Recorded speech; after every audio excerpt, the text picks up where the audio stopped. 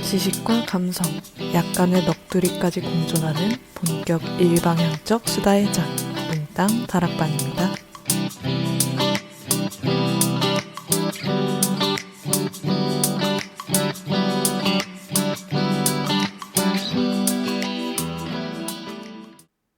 안녕하세요. 몽땅 다락방의 순무입니다. 2025년 8월 15일, 우리나라가 일본으로부터 해방을 맞이한 지 80주년이 되는 해입니다. 학창시절 역사 시간에나 볼 수 있었던 일제강점기 시기가 불과 100년이 채 되지 않았다는 사실이 실감나지 않았습니다. 지금의 우리는 1945년을 쉽게 상상할 수 없습니다. 광복을 맞이했을 당시 사람들은 어떤 심정이었을까요? 독립을 위해 자신의 모든 걸 바친 사람들과 군중들, 그리고 일제에 협력했던 사람들까지. 우리가 그때로 돌아가지 않는 이상 확언하긴 어려울 것입니다. 저는 광복절을 마냥 기쁘게 받아들일 수 없었습니다. 역사를 공부하면서 우리가 맞이했던 1945년 8월 15일은 우리의 힘으로 독립을 이뤄낸 것이 아님을 알았기 때문입니다. 독립의 과정을 짧게 살펴보자면 윤봉길 의사의 의거 이후 중국의 지원을 받아 대한민국 임시정부는 백범 김구 선생을 필두로 1934년 독립군 양성을 위해 중국 내에 있는 군관학교에 한인특별반을 설치합니다. 이후에 중일 전쟁이 발발하게 되면서 1940년 한국광복군을 창설하죠. 이 광복군은 일본으로부터 대한민국을 되찾기 위한 훈련을 시작했습니다. 1945년 미국과 함께 일본을 공격하고 대한민국을 되찾으려던 광복군의 계획은 일본의 갑작스러운 항복으로 무산이 되어버립니다. 여기까지 보면 그저 계획이 실행되지 못한 것으로만 보여질 수도 있습니다. 실상은 그렇지 않았습니다. 일본의 항복 직후 세계 각국이 우리나라의 독립에 관해 논의를 시작했으며 특히 미국과 러시아의 개입이 심했습니다. 만약 한국 광복군의 공격으로 우리나라를 되찾았다면 논의에서 한국의 의견을 힘있게 밀고 나갈 수 있었을 겁니다. 이후 한국은 여러분들도 잘 아시다시피 합의되지 못한 이념으로 인해 남과 북으로 갈라졌습니다. 현재 대한민국인 한반도에서 1948년 8월 15일 첫 정부가 출범하게 되었고 1950년 잊을 수 없는 6.25 전쟁이 터지게 됩니다. 이런 일련의 사건들을 보면 국가 원수나 정치인과 같이 국가와 민족에게 영향력을 행사할 수 있는 사람들의 선택 하나하나가 얼마나 많은 파장을 가져오는지 체감하곤 합니다. 당장 눈앞에 있는 이익만을 좇아내린 선택은 그 대가를 톡톡히 치러야만 했습니다. 만약이라는 부사를 붙여 사람들이 그때와는 다른 결정을 내렸다면 지금보다 더 나은 상황을 마주했을 거라고 확신할 순 없습니다. 다만 그 결정으로 새겨진 고통을 들춰볼 때마다 어리석은 일임을 알면서도 만약이라는 단어의 힘을 빌려 조금 더 나은 상황을 상상합니다. 과거는 바꿀 수 없지만 미래는 바꿀 수 있습니다. 저는 역사적 사건들을 볼 때마다 우리가 지금 내리는 사소한 선택과 결정들이 훗날 어떤 결과를 가져올지를 조금이라도 염두에 두고 살아가야 한다고 생각합니다. 나 하나의 선택이 어떤 영향을 끼치겠어? 라고 생각할 수도 있습니다. 하지만 과거를 돌아보면 역사에 굵직한 쉼표를 찍었던 사건들은 모두 개개인의 염원에서 시작되었다고 봐도 과언이 아닙니다. 나와 뜻을 같이 하는 사람들이 모이면 그들은 곧 소수에서 다수가 되고 그만큼의 영향력을 행사할 수 있게 됩니다. 내가 꿈꾸는 세상, 도래했으면 하는 사회를 위해 실천하는 작은 행동이 결코 작은 행위가 아님을 말하고 싶었습니다. 지금의 세계를 만든 무수히 많았던 개개인을 떠올리며 에피소드를 시작해보겠습니다.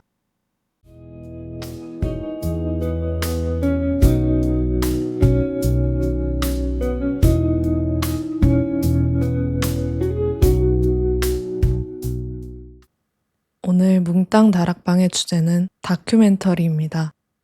다락방에서 처음으로 다루는 장르이기도 합니다. 다큐멘터리를 가져와야겠다고 생각하게 된 건 광복 80주년이라는 문구를 본 뒤였습니다. 문장을 보자마자 독립운동에 관한 이야기를 하면 좋겠다. 그러면 독립에서 어떤 주제를 가져와야 하나 고민하던 찰나에 여성 독립운동가가 떠올랐습니다. 오늘날 대중적으로 많이 알려진 독립운동가들은 모두 남성이었기에 알려지지 않은 독립운동가 중에서도 여성들을 다뤄보고 싶었습니다. 검색 끝에 10년 전 EBS에서 광복 70주년을 기념으로 여성 독립운동가들을 다룬 다큐멘터리 3부작을 찾을 수 있었습니다. 오늘 뭉땅 다락방은 다큐멘터리의 1화, 2화 내용을 요약하고 우리는 알지 못했던 일제강점기 여성들의 활약을 다룰 예정입니다. 다큐멘터리 또 하나의 독립운동 1부에서는 최초의 여성 의병장 윤희순으로 시작합니다. 윤희순 의병은 16세 춘천으로 시집을 오게 되면서 독립운동의 길을 본격적으로 걷기 시작합니다. 시아버지 유홍석이 구한말 의병으로 활동하면서 의병들에게 밥을 제공해주는 것이 그 출발점이었습니다. 다른 여성들이 의병들을 두려워하고 무서워하며 도망갈 때 윤희순 의병장은 우리나라의 자주 독립을 위해 싸우는 사람들임을 알리며 적극적으로 도와주었습니다. 이뿐만 아니라 동네 부녀자들을 한 사람 한 사람 설득하여 안사람 의병대라는 여성 의병대를 조직합니다. 역사적으로 일제강점기 시기에 여성들이 의병 활동을 했다는 건 흔치 않은 일이었습니다. 남성 독립운동가와 똑같이 총과 칼을 들고 일제에 맞섰던 사람들이 바로 의병들이었기에 여성들이 그 시기에 총과 칼을 다루는 법을 배우고 또 사용했다는 건 대단한 일이었습니다. 윤희수는 다른 여성 의병들과 산 오지에서 훈련을 시작했습니다. 더불어 시아버지 유홍석이 모은 의병 600여 명의 취사와 세탁에도 힘을 거들었고 훈련에 적극적으로 참여했습니다. 낮에는 훈련을, 밤에는 산을 돌아다니며 쇠뭉치나 놋그릇을 모았고 이를 불에 녹여 창을 직접 만드는 무기 제조의 역할도 개의치 않았습니다. 또 하나 흥미로운 점은 창뿐만 아니라 화약을 제조하여 총을 사용했다는 기록이었습니다. 여성 의병들이 사용한 총은 좌승총이라고 불리우며 기존의 남성들이 사용했던 총보다 길이가 짧아 여성들이 사용하기에 용이했습니다. 특히 윤희순을 비롯한 안사람 의병대는 짚을 태워 동물의 배설물과 섞은 뒤 몇 개월에 걸쳐 숙성한 후 이를 물에 걸러 질산 칼륨을 얻었습니다. 여기에 숯가루와 유황가루를 적절한 비율로 섞어 가장 오래된 흑색 화약을 완성했습니다. 이 화약으로 좌승총의 탄약을 발사하는 추진력을 얻어냈고 총을 사용하여 의병 활동을 해낸 것입니다. 그러나 1911년 일제가 한국을 침탈한 이후 윤희수는 중국으로 망명을 하게 됩니다. 망명 이후 25년 동안 중국에서 항일운동을 진행했습니다. 윤희수는 고려구라는 험한 산세에 새로 삶의 터전을 내립니다. 당시 만주 지역까지 일제의 감시가 뻗쳐 있었던 탓에 더욱 깊은 산속으로 들어가 체포를 피해야 했습니다. 윤희순 일가는 이곳에서 황무지를 개간하고 강물을 끌어들여 거주할 수 있는 공간을 만듭니다. 옥수수를 심어 죽을 쑤어 먹는 등 곤궁한 생활을 이어가면서도 윤희순의 독립을 향한 열정은 꺼지지 않았습니다. 그리고 1915년 중국 푸순으로 근거지를 옮겨 조선 독립당과 독립단의 학교, 가족 성원들이 함께 훈련을 시작했습니다. 낮에는 농사를 지었고 밤에는 사격 연습을 하며 게릴라 활동을 전개했습니다. 윤희수는 60이 넘은 나이에도 백발을 휘날리며 훈련을 지휘했다고 합니다. 활동을 이어가던 도중 윤희순의 장남 유돈상이 푸순 감옥에 투옥했고 한 달이 넘는 고문 끝에 풀려났습니다. 장남은 풀려난 직후 얼마 가지 않아 순국하였고 이는 윤희순 의병장이 무너지는 계기가 됩니다. 유돈상이 숨진 이후 식음을 전폐하던 윤희순 의병장은 결국 76세의 나이로 절명하게 됩니다. 윤희순 의병장의 이야기는 여기서 끝이 납니다. 시아버지를 따라 의병운동을 시작한 최초의 여성 의병장, 안사람 의병대를 조직하여 여성의 몸으로 총과 칼을 들어 일제에 저항했던 여성, 독립운동가 윤희순이었습니다. 1919년 3월 1일 그 유명한 3.1운동이 일어난 날입니다. 이 3.1운동이 전국적으로 퍼지는데 기여한 사람들은 바로 젊은 여성들이었습니다. 특히 양양에서 일어난 만세운동은 4천여 명의 국민을 모을 만큼 그 규모가 거대했고 신문에도 실릴 정도였습니다. 3.1운동의 시작은 조선인 33명이 만든 독립선언서를 낭독하는 것에서 비롯되었습니다. 그리고 정확히 한 달 뒤 4월 4일 양양에서 대규모 만세운동이 일어난 것입니다. 이 독립선언서를 경성에서 양양까지 가지고 온 사람이 바로 조화벽이라는 여학생이었습니다. 당시 조화벽은 호수돈 여학교에 재학 중이었으며 호수돈 여학교는 모든 학생들이 독립운동에 가담했을 정도로 독립에 힘을 쓴 사람들이었습니다. 호수돈 여학교는 개성에 위치했었으며 미국인 선교사들이 설립한 학교였습니다. 이곳에서는 봉건사회로 인해 교육을 받지 못했던 여성들에게 다양한 교육을 제공했습니다. 조화벽은 이 호수돈 여학교에서 설립한 호수돈 비밀결사대라는 조직의 일원이었습니다. 이 결사대는 호수돈 여학생들의 주도로 조직이 되었고 극비리에 기숙사생 70여 명을 모아 커튼을 뜯어 태극기를 만드는 등 만세운동을 위한 준비를 시작했습니다. 그리고 1919년 3월 3일 개성에서 호수돈 여학생들을 중심으로 만세운동이 발발했고 천여 명의 군중들이 이에 참여했습니다.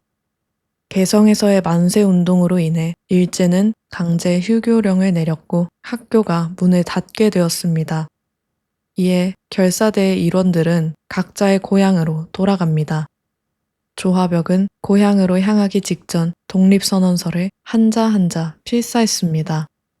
버선목에 필사한 선언서를 넣고 꿰맨 뒤 이를 짐가방에 넣고 양양으로 출발했습니다.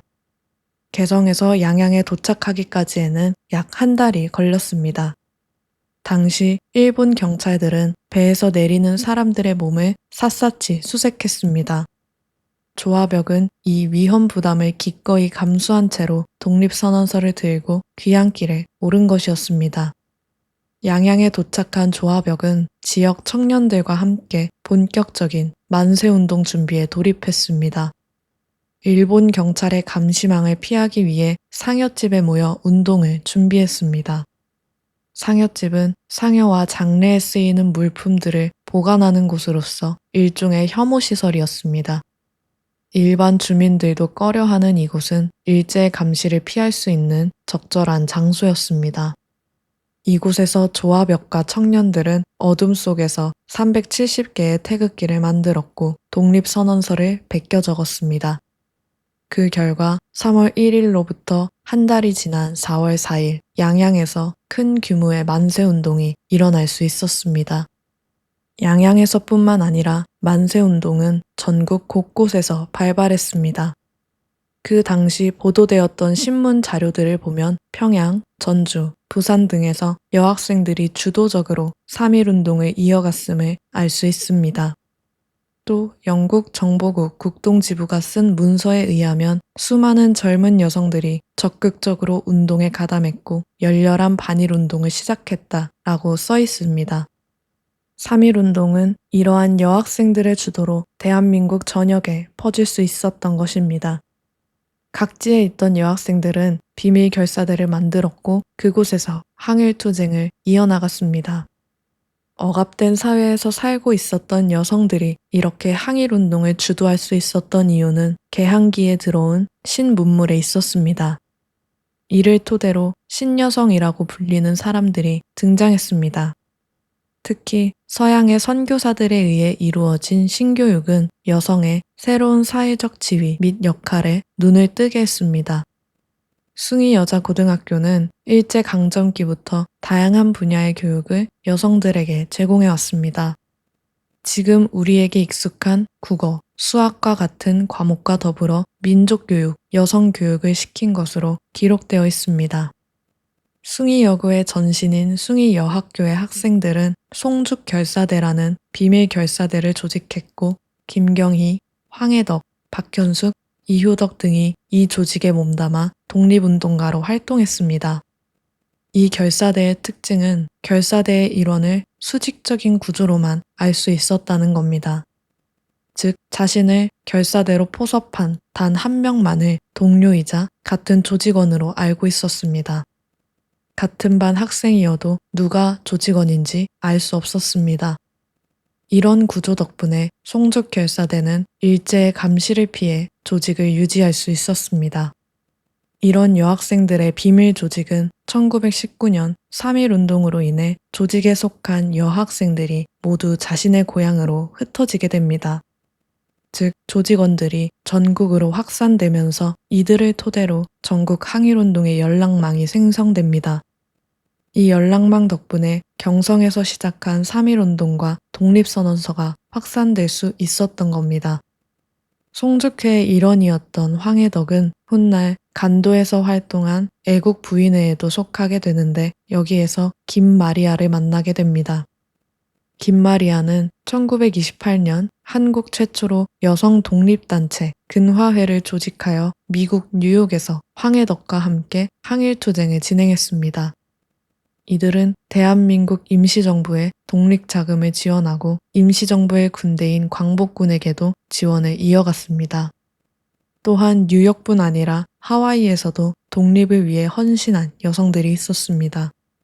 이희경 독립운동가를 비롯하여 하와이에서 활동한 영남 부인회는 안중근 의사의 재판 비용을 지원해 주었다고 합니다. 비록 몸은 고향에 있지 않았지만 늘 한국의 독립을 염원하고 거금의 지원까지 마다하지 않았던 여성들의 활약 덕분에 한국에 있던 독립운동 조직들이 활동할 수 있었던 겁니다. 일화는 여기에서 끝이 납니다. 다큐멘터리 1화를 보면서 이름을 얼핏 들어본 것 같은 사람도 있었고 그렇지 않은 사람도 있었습니다.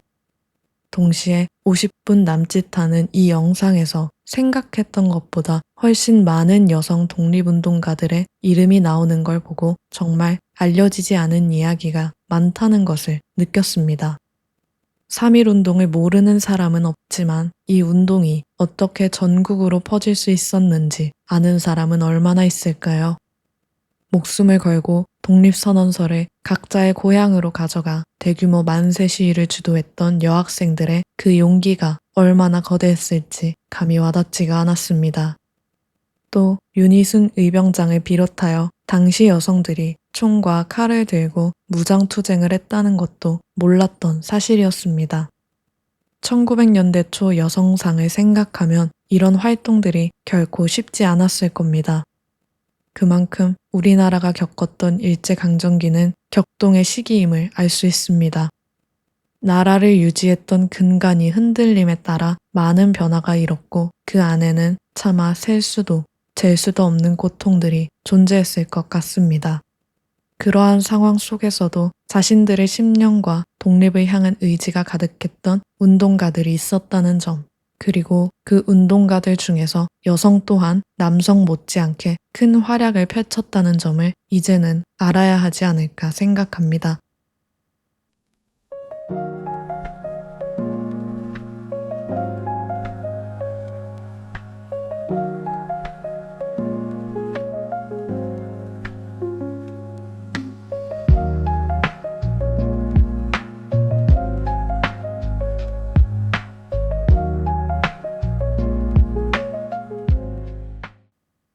이화 다큐멘터리 소제목은 나라를 구하는데 귀천은 없다입니다.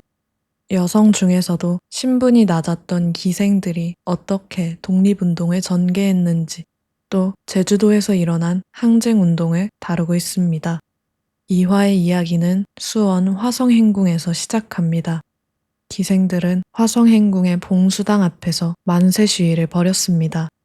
봉수당은 조선 후기 정조가 자신의 어머니 현경왕후의 회가변을 열었던 곳입니다. 봉수당 안에 있는 자해의원은 일제가 기생들의 위생을 검열하기 위해 지은 곳이었고, 자해의원을 비롯한 봉수당 바로 앞에는 경찰서가 있었습니다. 총칼을 들이미는 위험한 상황이었음에도 수원의 기생들은 물러나지 않았고 만세 시위를 한 것입니다. 당시 기생들은 천민으로 신분이 낮은 계급이었습니다. 그럼에도 일제강점기 때 수원을 비롯한 진주, 해주 등에서도 기생들이 주도하여 시위를 벌였습니다. 일제 치하라는 고난 앞에서 신분의 차별은 중요하지 않게 된 것입니다. 신분적 한계를 벗어나 적극적으로 항일운동을 할 수 있었던 배경은 정조 시기에 남긴 한 그림에서 알 수 있습니다. 정조의 어머니 현경왕후의 환갑을 기념하여 아버지인 사도세자이자 장원세자가 묻힌 화성 현룡원에 정조가 행차하는 모습을 담은 그림에는 기생이 그려져 있습니다. 이는 국가의 공식적이고 거국적인 행사에 기생이 당당하게 참여를 했음을 보여주는 대목입니다. 또한 수원에서 만세운동을 벌인 수원 기생들의 정통성을 보증하는 그림이기도 합니다. 왕조가 몰락한 이후 기생들은 자신들의 정통성을 발판 삼아 사회의 일원으로서 적극적으로 활동을 했습니다. 홍수가 나서 재해를 입은 마을에 구호 물품을 제공하거나 재정이 어려워 운영이 어려운 학교에도 각종 운영비를 지원해준 이들은 바로 기생들이었습니다. 이들은 자진하여 자선 공연을 열었고 해당 공연의 수익금을 모두 학교에 희사하거나 마을에 기부하였습니다. 특히 기생 염농사는 재정 위기에 처한 대구의 한 학교에 거액을 희사하였으며 자신이 살고 있는 마을에 제방 20, 30km를 쌓기도 했습니다. 이는 오늘날 20억에서 30억에 가까운 비용이 드는 엄청난 일입니다. 염농사는 여기에서 그치지 않았고 1907년 대구에서 시작한 국채보상운동에서 모금액 중 네 번째로 높은 금액인 100원, 현재 돈으로 1억 원에 해당하는 돈을 냈습니다.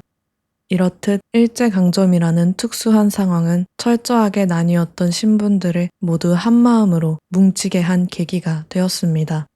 성별에 상관없이 신분과 관계없이 나라를 지키고자 했던 마음은 모두 같았던 것입니다. 대구에서 활동한 기생 현계옥은 승마를 하는 기생으로 유명했습니다. 그 당시 여성들은 가마를 주로 탔기 때문에 승마를 했던 건 꽤 선진적인 일이었습니다. 또한 현계옥은 현정건이라는 사람을 만나 독립운동에 눈을 뜨게 됩니다. 현정건과 함께 만주, 상하이에 건너가 여성으로서의 이점을 살려 비밀 조직원으로서의 활동을 전개해 나갔습니다. 그녀가 속한 조직은 바로 의열단이었습니다. 김원봉을 필두로 조직된 이 단체는 비폭력 투쟁인 3.1운동이 실패하고 난 뒤 무장투쟁의 필요성을 내세운 독립단체였습니다. 현계옥은 기생의 옷을 벗고 남장을 하며 활동을 하는 등 독립운동의 중심 인물로 우뚝 섰습니다. 대한민국 임시정부가 상하이에 있던 시절 독립운동을 위해서는 외국인들과의 소통이 필수적이었습니다. 이를 위해 현계옥은 현정건에게서 영어를 배우며 외국인들에게도 도움을 적극적으로 청했고 의열단장인 김원봉으로부터 폭탄 제조법과 사격법을 배우는 등 무장투쟁 준비도 서슴지 않았습니다. 염농산, 현계옥을 비롯한 기생들의 이야기는 여기서 마무리됩니다. 이들은 일제 치하에서 나라를 지키기 위해 한 몸을 바친 사람들이었습니다. 신분적 한계와 성별의 억압을 이기고 당당하게 운동에 앞장선 이들이 없었다면 우리나라의 독립은 이루지 못했을지도 모릅니다. 역사를 잊은 민족에게 미래는 없다. 이 유명한 격언을 남긴 사람은 바로 단재 신채호입니다. 신채호는 애국계몽운동과 신민회를 조직한 사람으로 모르는 사람이 드문 독립운동가이기도 합니다. 이런 신채호의 활동을 바로 옆에서 지지해준 사람이 있었습니다. 아내이자 독립운동가의 동지였던 박자혜입니다. 박자에는 어린 나이에 궁에 들어가 궁녀로 일을 했습니다. 중인 신분으로 가정의 경제 상황이 좋지 않아 일찍부터 궁녀로 일을 하며 생활에 보탬이 되고자 했던 것으로 추측됩니다. 나라가 망하면서 궁녀의 신분에서 벗어난 박자에는 근대 교육을 받으며 새로운 삶을 시작했습니다.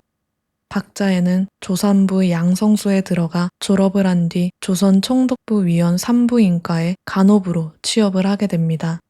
간호사로 일한 지 3년째 되던 날 3.1 만세운동이 불거졌습니다. 부상당한 민족들을 치유하는 과정에서 독립운동을 결심했고 조산사와 간호부가 함께 간호회라는 조직을 결성하여 독립운동을 위한 문서를 만들기도 했습니다. 이 조직은 병원에 독립선언서를 배포하고 낭독하였으며 일본인 환자의 치료를 거부하는 등의 파업을 주도했습니다. 그 과정에서 일본에게 발각되어 박자에는 체포되어 투옥을 하게 됩니다. 출감 후 박자에는 병원을 그만두고 중국 베이징으로 떠나 의학 공부와 독립운동을 병행했습니다. 그러던 중 독립운동가 이회영의 부인 이윤숙의 소개로 베이징에서 신채호를 만났고 그의 아내가 되었습니다. 하지만 그들이 함께하는 결혼 생활은 길지 않았습니다. 신채호는 주로 신문에 글을 기재하며 받은 원고료로 생활을 했는데 이 돈으로는 박자혜와 자식과 함께 살 수 없었기에 이들을 경성으로 돌려보냈습니다. 박자혜는 고국에서 조선원을 개업했지만 곤궁한 건 마찬가지였습니다. 그러나 이런 문제들도 그녀의 독립을 향한 열망을 꺼트릴 순 없었습니다. 박자혜는 신채호와 꾸준히 연락하며 새로운 양상으로 독립운동을 전개합니다. 이는 바로 무장독립투쟁을 후방에서 돕는 것이었습니다. 국내에서 의열단의 일원으로 활동했으며 국내 지리에 밝지 않은 의열단원들에게 길을 안내하고 거사의 계획을 점검하는 등 후견인의 역할을 톡톡히 해냈습니다. 유명한 사건 중 하나인 동양척식 주식회사의 폭탄을 투척한 나석주 의사를 도운 사람이 바로 박자혜였습니다. 이러한 기록을 돌아봤을 때 일제강점기 시절 마을 사람들과 독립운동가들을 연결한 사람들은 바로 여성들이었습니다. 이들은 마을에서 군자금을 모집하고 독립운동으로 신변이 위험에 처했을 때 보호를 해주며 국내에 도사리고 있는 일제의 위협으로부터 운동가들을 지켜냈습니다. 박자혜가 그 대표적인 인물이라고 볼 수 있습니다. 국내외 독립운동을 연결하는 고리였으며 국외 운동가들이 국내에서 믿을 수 있는 몇 안 되는 사람 중 한 명이었습니다. 우리가 현재 익히 알고 있는 여러 거사들의 배후에는 숨겨져 있던 그들의 노력이 짙게 깔려 있었습니다. 또 다른 독립운동가는 바로 제주 해녀들입니다. 이들은 일제의 약탈에 총각칼에 비창과 끌로 대응했습니다. 비창과 끌은 해녀들이 물질을 할 때 필수적으로 사용해야 하는 도구였습니다. 1932년 1월 제주에서는 해녀 300여 명이 이 빗장을 들고 시위를 진행했습니다. 시위의 시작에는 해녀 조합이 있었습니다. 이 조합은 해녀들의 권익을 보호한다는 명분으로 설립되었지만 실상은 약탈을 일삼는 일본인 조합이었습니다. 해녀들은 두 번째 시위에서 일본 경찰의 주재소를 포위하고 일본인 조합장에게 고된 물질에 대한 합당한 보상을 요구했습니다. 조합장은 요구 조건을 들어주겠다며 상황을 모면했지만 시위 이후에도 요구 조건은 받아들여지지 않았고 오히려 일본 경찰의 주동자 검거가 심해졌습니다. 이로 인해 시위는 점점 더 반일의 가치를 내걸며 과격해졌습니다. 이 시위의 중심에는 야학에서 항일의식을 키웠던 젊은 해녀가 있었습니다. 25살의 어린 나이로 시위를 앞장섰던 하도리 해녀 부추나입니다. 그녀는 주재소 돌담 위에 서서 소리쳤습니다. 부추나를 중심으로 박수와 만세 소리가 거세졌습니다. 일본 경찰들은 그 군중들에게 총을 발포하며 진압을 시키려 했습니다. 또 부덕량이라는 사람은 부추나 김옥련 등과 함께 시위를 주도했던 인물입니다. 그녀는 주동자로 검거되어 목포로 압송됐고 모진 고문과 옥살이를 견뎌야 했습니다.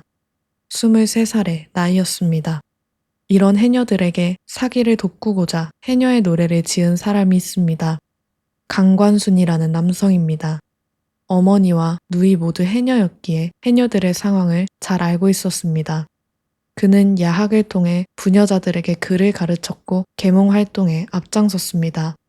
그러던 중 항일운동의 배우로 지목되어 2년 6개월의 투옥 생활을 하게 됐고 그 감옥에서 해녀의 노래를 지었습니다. 이 노래를 통해 제주의 해녀들이 더 이상 일제에게 약탈을 당하지 않고 물질에 대한 합당한 대가를 받을 수 있기를 염원한 것 같습니다. 생존의 도구였던 비창과 끌로 일제에 대항했던 제주 해녀들은 우리들의 요구에 칼로 대응하면 우리는 죽음으로 대응하겠다고 외쳤습니다. 고된 물질로 얻은 수확물들에 합당한 대가를 주지 않고 착취한 일본 제국주의자들이 불러일으킨 결과였습니다. 제주도의 항일운동의 시작은 해녀들의 권익 옹호를 위한 투쟁이었지만 이는 점차 확대되어 반일투쟁, 독립투쟁으로 나아갔습니다. 이들의 노력으로 우리나라는 독립에 한 발자국 더 가까워질 수 있었습니다. 2화는 여기까지입니다.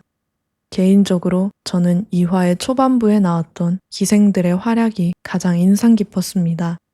자신들이 몸담고 있는 나라와 사회를 위해 자선 공연을 펼쳐 수익금을 모두 기부했다는 것, 또한 이를 독립운동의 지원금으로도 사용했다는 사실이 놀라웠습니다. 나라가 위태로운 상황에서는 신분의 차이가 중요하지 않았다는 것이 진정으로 입증된 내용들이었어서 더더욱 감명 깊게 봤던 것 같습니다.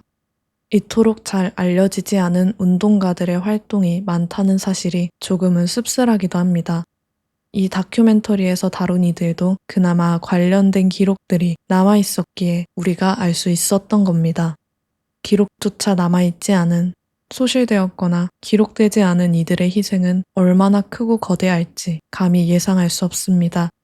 전해지지 못한 운동으로 남을 그 활동을 당시의 사람들은 어떻게 자신의 인생을 바쳐 전개할 수 있었을까요? 아무리 오랜 시간 고뇌해도 저는 그들의 심정에 닿지 못할 것입니다. 그럼에도 광복절 하루만큼은 미처 알지 못하는 이들의 노력까지도 모두 떠올리고자 합니다. 단 한 명이라도 마음속으로 잊힌 운동가들을 기린다면 그들의 노력은 결코 사라지지 않는 뚜렷한 진실이 될 것입니다. 앞으로 더 많은 사람들이 많은 이들에게 기억되기를 바랍니다.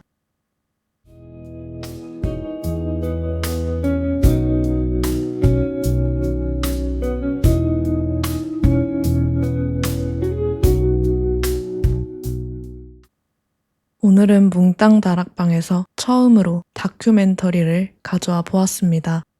3부작 전체를 다루고 싶었으나 분량이 너무 길어지기도 하고 시간 관계상 어려울 것 같아 2화까지의 내용을 정리했습니다. 이 부분이 좀 아쉽기도 하지만 한편으로는 오늘 방송을 듣고 이 다큐멘터리에 관심을 가져 보게 될 분들에게는 3화가 또 다른 재미를 선사할 수 있지 않을까 하는 기대가 있습니다. 3화는 여자 안중근이라고 불리운 남자현을 비롯하여 폭탄을 투척한 얼굴 없는 임산부 등 흔히 말하는 무장투쟁에서도 거사를 치른 여성들을 다루었다고 합니다. 궁금하신 분들은 한번 시청해보셔도 좋을 것 같습니다. 다큐멘터리를 가져온 건 저한테도 도전과 같은 일이었습니다. 그래서 제법 많은 신경을 쓰며 스크립트를 작성했던 것 같습니다. 누군가에게는 재미가 없고 진부하고 지루한 이야기일지도 모르겠습니다. 그럼에도 이 주제를 선정하고 글을 써내려 간 건 이 방송을 들어주시는 청취자분들에게 저라는 사람을 한 겹 더 보여주고 싶었던 마음에서였습니다. 저는 쉽게 잊히는 사람들을 기억하고 싶습니다. 소외되고 조명받지 못하는 이들에게 눈길을 주고 싶습니다. 그들도 나와 같은 살아 숨쉬는 하나의 귀한 생명이며 존재 자체로 존중받기를 바라는 마음을 가지고 있습니다. 이 마음이 드러남으로써 저와 비슷한 사람들이 힘을 받았으면 합니다. 당신은 혼자가 아니라고, 나도 같은 마음이라고 위로와 용기를 주고받고 싶었습니다. 오늘의 방송은 어떠셨나요? 평소에 다루었던 이야기들보다 조금 더 무게감이 있었던 에피소드입니다. 광복 80주년을 맞아 저를 비롯한 수많은 사람들이 디디고 있는 이 땅을 지켜준 사람들에게 경의를 표하고자 가져온 주제입니다. 저의 마음이 청취자분들에게 잘 가닿았기를 바라며 오늘 방송을 마치겠습니다. 몽땅 다락방의 순무였습니다.